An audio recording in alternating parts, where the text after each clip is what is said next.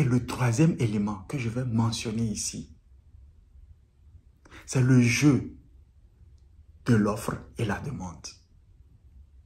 Nous l'avons dit dans plusieurs vidéos, par rapport même à notre projet collectif Pi Network. Le jeu de l'offre et de la demande est un principe de vie. Parce qu'il agit même dans l'humain que nous sommes, à travers ce que nous mangeons, à travers l'air que nous respirons, à travers ce que nous mettons même dans notre corps, autre que le manger et l'air que nous respirons. L'offre et la demande doivent toujours s'équilibrer.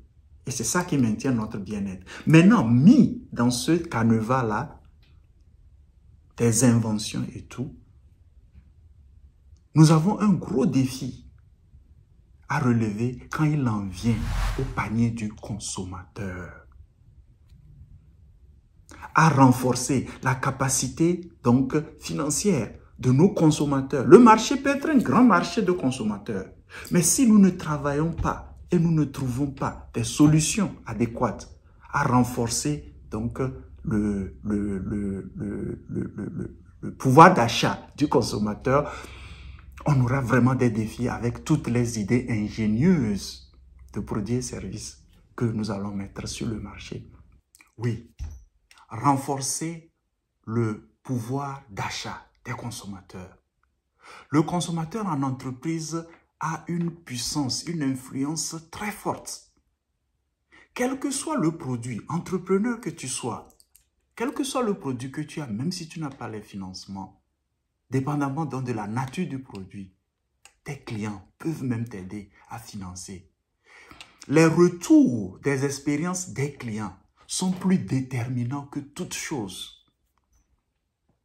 Et donc, sans, en Afrique, renforcer le pouvoir d'achat des consommateurs, sans avoir donc des produits que des consommateurs peuvent en fait témoigner, nous pouvons avoir les plus belles inspirations, les plus belles idées. Le produit n'ira nulle part.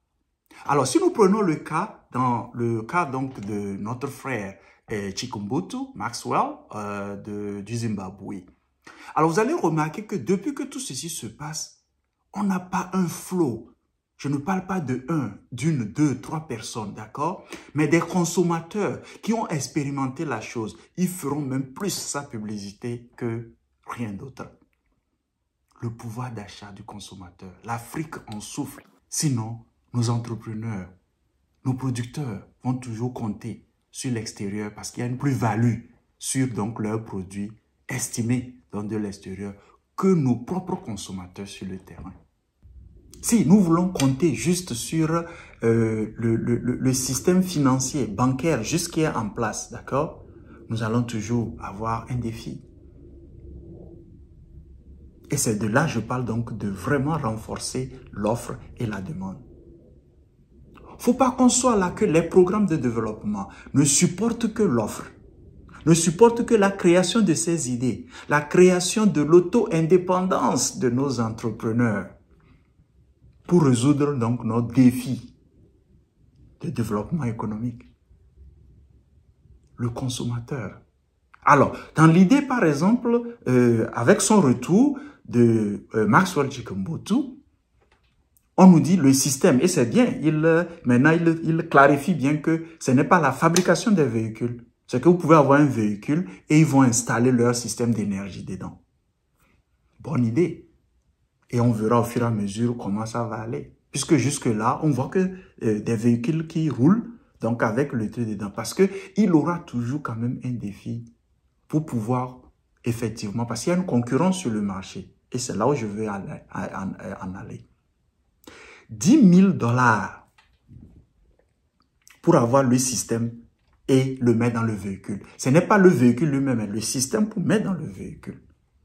Mais quand vous regardez ce coût-là, combien d'Africains peuvent se fournir cet élément-là, ce système-là, pour garder son entreprise durable, s'il ne va pas dépendre donc de l'étranger. Et dépendre de l'étranger reste un défi que nous voyons toujours. Par exemple, l'administration donc actuelle des États-Unis pour éviter des censures sur nos vidéos, même dans le premier mandat, utilisent donc la guerre des tarifs sur les produits. Pourquoi vous pensez que ça a marché ou ça marche pour eux? Parce que les autres nations comptent beaucoup sur le pouvoir de la consommation aux États-Unis. Les autres pays comptent dessus. Parce que c'est ça qui va en fait faire entrer donc des revenus. Et le marché le plus solide, le marché qui consomme en fait le plus, a une plus grande valeur ajoutée, tu vas toujours tendre vers ça.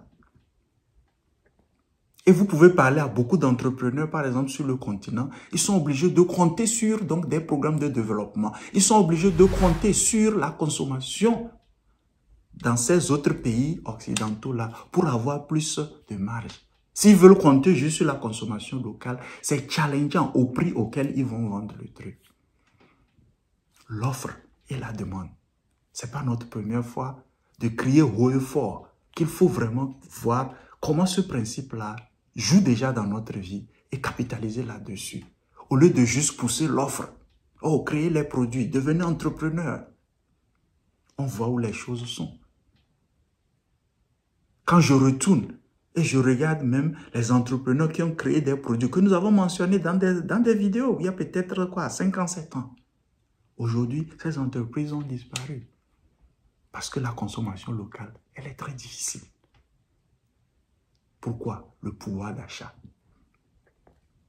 Alors voilà les 3 éléments que j'ai voulu ici partager avec le retour donc sur les médias, sur les réseaux sociaux de cet inventeur du Zimbabwe, Maxwell Chikumbuttu, que je répète encore, n'est pas le seul.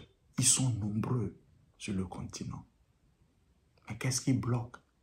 Qu'est-ce qui ne fait pas évoluer? Ne lançons pas toujours juste la pierre aux autres. Ne lançons pas toujours la pierre que les autres nous bloquent. Je suis convaincu, si nous pouvons résoudre déjà ces 3 éléments-là, ça favorisera l'immersion, l'émergence donc de nos inventeurs. Et n'oublie pas, mets dans les commentaires, qu'est-ce que tu penses? Reste un blocus énorme, à part ces 3-là que nous avons mentionnés. Alors maintenant, la bonne nouvelle, puisque tu es resté ici jusqu'à la fin. Alors, de ces vidéos-là qu'on a observées, merci pour tes commentaires, merci pour vos commentaires. Nous avons remarqué que certains ont ajouté de la valeur à nos efforts parce que la communauté a réagi positivement à leurs commentaires. Ce que nous comptons faire, pour l'instant, chaque mois, nous allons réviser en fait nos vidéos. Et voilà pourquoi nous vous inviterons à mettre des commentaires, à inviter d'autres personnes à joindre donc les discussions. Et nous donnerons accès à celui qui a donc plus de positivité par rapport aux commentaires dont la communauté a réagi positivement. Comme vous regardez par exemple ceci sur notre chaîne anglaise, on n'a pas un exemple, hein, d'accord, pour le moment, d'accord, puisque ce sera un travail qui sera fait avec toute l'équipe et tout. Donc vous voyez par exemple, il a mis ce commentaire intéressant avec 15 personnes qui ont réagi positivement à ce commentaire. Donc, dans ce que nous allons commencer par faire, sûrement ce mois ou le mois prochain, mais nous allons vraiment annoncer ça dans une vidéo différente, c'est de soutenir de ces personnes-là à venir profiter de nos formations, donc en ligne.